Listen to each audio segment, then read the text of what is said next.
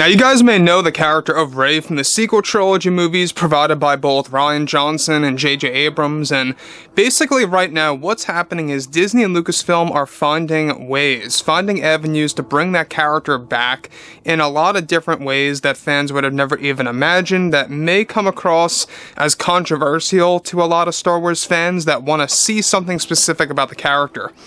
This is Mike Zero. Subscribe if you're new and like this video to see future Star Wars updates. I'm also on Twitter at Mike01. I thank you all so very much for the great and kind support. Now, given that there's a lot of things happening at the same exact time between Jon Favreau, Dave Filoni, George Lucas working together as a trio to really bring Star Wars back to the way that it used to be before Disney took over Lucasfilm. And basically what's happening right now is exactly what Jon and Dave have in store for the roadmap that's going to be partially displayed at Star Wars Celebration. Yes, only partially.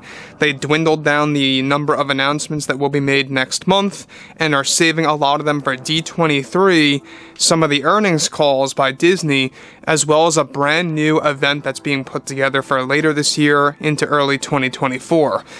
Now that brings us to exactly what this actually has to do with concerns over Daisy Ridley, and why this may or may not be a good thing. It all really depends on the execution, so let's tap into exactly what's really going on.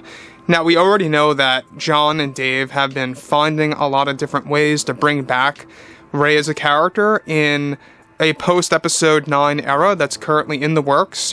Basically what Jon and Dave are all about are world building. They are currently world building the post-Return of the Jedi era, and they eventually want to go to the Old Republic, and they also want to build this post-Episode 9 timeline.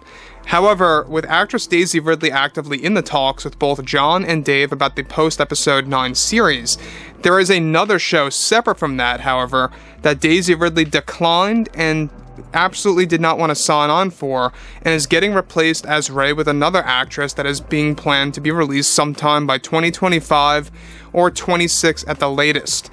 The reason why Ridley declined to sign on for the return of Rey in this particular project is that it is set to take place further into the future after Episode 9, and will actually be holding brand new techniques provided by ILM.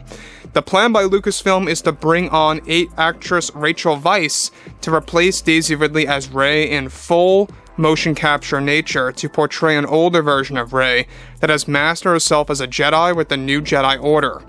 Now, though Ridley will be replaced with this project that is said to be a bridge between live action and animation, and will be very lifelike in style, and nothing like Rebels or Clone Wars, so kind of think like a video game cutscene enhanced.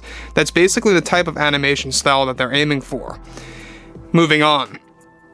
Now, Rachel has had multiple conversations with Jon and Dave about the role, and that it's separate from the post-Episode 9 series that is going to involve Daisy again. So far, Daisy only wants to return for one project, where the rest Rachel will be taking over Rey in her mature years. There is still a slim chance that Daisy will accept at least 1 or 2 cameos in separate shows. However, this may or may not happen as of this moment right now. Now, let me just pause here for a second. We've been talking about this on and off for the past year, about there's this post-Episode 9 series that Daisy has agreed to, and then you have this one in particular that is really going to take place sometime even after that, where the character of Rey is going to be more mature, older, and more wise. So this is going to be a full-on motion capture series, something that we have never seen before. So Lucasfilm is working on something completely different. This is said to be a very special project, something one of a kind that we have never seen before. It's going to be lifelike animation style. So the best way to describe this is a top-notch video game cutscene, except spread out through the course of being an entire series. That's basically what this project is, and it's going to involve brand new motion capture tech that ILM is putting together right now that will be perfected by 2024, just in time for them to begin filming. So the fact that they are getting Rachel Weisz to come on board as Rey, if you guys go ahead and look at Rachel, you do see that she's got some similar facial features. The bone structure may not be exact, but she's got similar features. Even her voice, you know, could very well pass as an older version of Rey. It kind of makes sense in a way. But I think that when you look at everything related to Rachel, she did a fantastic job, I must add, in the Mummy series, you know, the Mummy movies. So I say why not? You know, I think that she's probably one of the best picks out there. I know that originally they were looking at actress Famke Janssen to portray an older version of Rey, which that might have worked even better, to be honest. But basically this project is going to be a full-on motion capture, you know, series, basically. And it's something that we have never seen before in Star Wars in particular. They've done this in other projects. They've done this in, you know, other franchises, I should say, for specific projects, but nothing related to Star Wars, really. So on to the next thing, alright? Now, with Rachel taking over the role of Rey slowly, first with the motion capture series, followed by more potential live-action content, John and Dave are hoping that this will work. Famke Janssen is still going to be their backup plan in case Rachel backs out. Rachel has been studying Daisy's mannerisms and acting style to actually really get the idea of an accurate version of Rey in her older years by learning from the character at a younger age. Daisy is said to be perfectly fine with this, and the Disney executives tried to get Daisy on for this, but she declined again. Daisy wanted nothing to do with motion capture and only wants to play the real thing in live action strictly. So here's the deal about this, alright? This is something that I think a lot of fans are going to have different, you know, perspectives on. When we look at stuff like this, alright, when you look at everything related to getting a new character such as, you know, Rey on board in a different style where it's going to basically be a brand new take on the character, you know, it's going to take place many years after episode 9, mind you.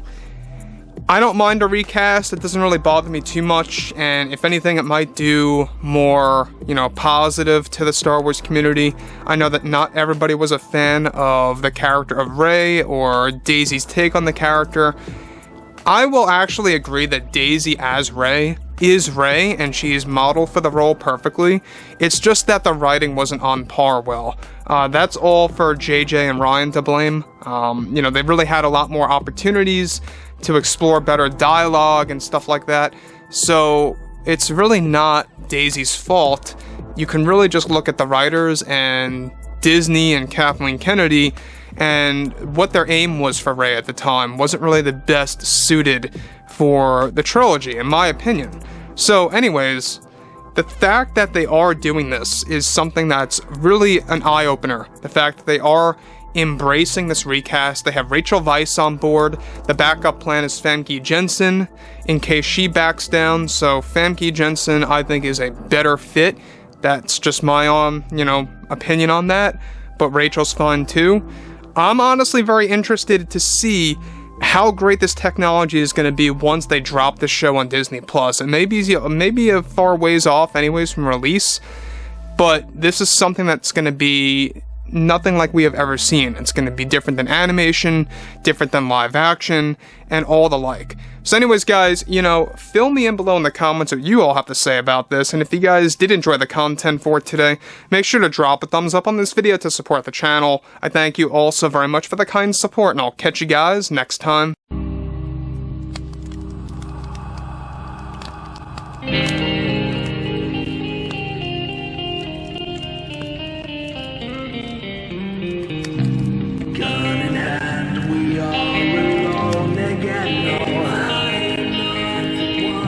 From nights in the